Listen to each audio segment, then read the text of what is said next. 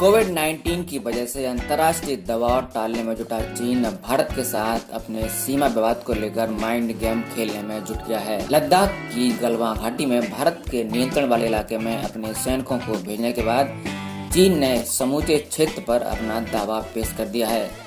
इस तरह का दावा सीधे चीन की सरकार के किसी प्रतिनिधि ने नहीं, बल्कि वहां की सत्ताधारी कम्युनिस्ट पार्टी के मुख्य समाचार पत्र ग्लोबल टाइम्स के जरिए पेश किया गया है। ग्लोबल टाइम्स में प्रकाशित आलेख को वहां की सत्ताधारी पार्टी व सरकार के विचार के तौर पर ही दुनिया में लिया जाता है। अक्सर चीन अपनी कूटनीतिक विचारधारा को दुनिया के सामने रखने के लिए इस मीडिया का इस्तेमाल करता है।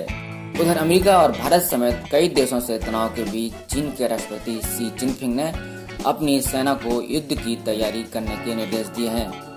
वहीं प्रधानमंत्री नरेंद्र मोदी ने भी तीनों सेना प्रमुखों के साथ सीमा पर बढ़ते तनाव को लेकर बैठक की है। इस बैठक में राष्ट्रीय सुरक्षा सलाहकार अजीत डोभाल, सीडीएस जनरल बिपिन रावत और तीनों सेना के प्रमुख मौजूद रहे। मंगलवार को सेंट्रल मिलिट्री कमीशन की बैठक में जिनपिंग ने कहा कि पीपुल्स लिबरेशन आर्मी के सैनिकों के प्रशिक्षण को व्यापक रूप से बढ़ाया जाए और सेना को युद्ध के लिए तैयार किया जाए। आपको बता दें कि कोरोना वायरस महामारी के कारण चीन का अमेरिका और ऑस्ट्रेलिया के साथ भी तनाव चरम पर है। शी ने सेना को आदेश दिया है कि वह सबसे खराब स्थिति की कल्पना करे, उसके बारे में सोचे और युद्ध के लिए अपनी तैयारियों और प्रशिक्षण को बढ़ाए। तमाम जटिल परिस्थितियों से तुरंत और प्रभावी तरीके से निपटे, साथ ही पूरी दृढ़ता के साथ राष्ट्रीय संप्रभुता, सुरक्षा और विकास संबंधी हितों की रक्षा करे। चीन के राष्ट्रपति ने अपने भाषण में अमेरिका के साथ बढ़ते तनाव का भी जिक्र किया। इसके अलावा उन्होंने ताइवान के नेताओं के साथ बातचीत और डिप्लोमेसी बढ़ाने को भी जोर दिया। उन्होंने कहा कि जरूरत पड़ने पर ताइवान के खिलाफ बल प्रयोग भी किया जाएगा। हांगकांग को लेकर जिनपिंग ने कहा कि नए कानून से लोकतंत्र समर्थक आंदोलनकारियों पर नकेल कसी जाएगी। नेशनल पीपुल्स कांग्रेस के वार्षिक सत्र के मौके पर पीपुल्स लिबरेशन आर्मी और पीपुल्स आर्म्ड पुलिस के प्रतिनिधियों के साथ बैठक में जिनपिंग ने कहा कि कोरोना के खिलाफ लड़ाई में चीन के प्रदर्शन ने सैन्य सुधारों की आवश्यकता को दिखाया है। देश के सशस्त्र बलों को महामारी के बावजूद प्रशिक्षण के नए तरीकों का पता लगना चाहिए। भारत से लगती सीमा पर सैन्य झड़पों के बाद चीन ने न केवल अपने सैनिकों की बड़ी संख्या में सीमा के पास तैनाती की है, बल्कि ऊंचाई वाले इलाकों में उड़ान भरने के लिए अनुकूल लड़ाकू विमान J-11 और J-16S को भी ऑपरेट करना शुरू कर दिया है। इन तस्वीरों को ओपन सोर्स इंटेलिजेंस एनालिस्ट डेट्रेस्फा ने जारी किया है। चीन का सियांग J-11 रूस की सुखोई Su-27 का चीनी वर्जन है।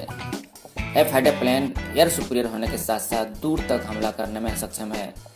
इसमें 2 इंजन लगे होते हैं, जिससे जेट को ज्यादा पावर मिलती है। चीन में ही निर्मित इस विमान को केवल चीनी एयरफोर्स ही ऑपरेट करती है। यह विमान एक बार में 1500 किलोमीटर की दूरी तक मार कर सकता है। उधर भारत भी चीन की PLA के सैनिकों की गतिविधि और किलेबंदी पर 4-5 विवादित साइट्स पर पैनी नजर रख रहा है। ये उत्तरी पेंगोंग सो झील, देमचौक, गलवान वैली के इलाके में है। यहाँ सैटेलाइट तस्वीरों, एयरक्राफ्ट और ड्रोन से नजर रखी जा रही है। बताया जा रहा है कि हालात गंभीर हैं, लेकिन चिंताजनक नहीं है। भारतीय सेना का रुख साफ है कि वह PLA के सैनिकों को एक तरफा कार्रवाई की इजाजत नहीं देगा।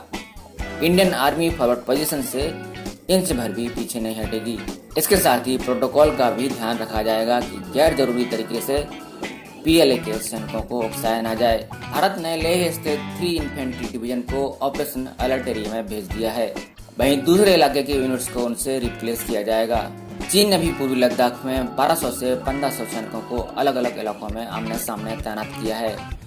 PLA ने भी ताकत का प्रदर्शन करने के लिए कम से कम 5000 सैनिकों को बॉर्डर की तरफ मूव किया है। झील के किनारे चीन ने भारी सैन्य तैनाती की है। सैटेलाइट तस्वीरों से पता चलता है कि चीन बड़ी तादाद में भारी सैन्य वाहनों को पेंगोंग सो झील के पास जमा कर रहा है और तेजी से बंकरों का निर्माण कर रहा है। भारत ने भी जवाब में एक्स्ट्रा फोर्स की तैनाती की है, लेकिन चीन के इरादे खतरनाक लग रहे हैं। पेंगोंग सो रणनीतिक तौर पर बहुत महत्वपूर्ण है और चीन पूरी झील पर कब्जा करने का नापाक इरादा पालता दिख रहा है।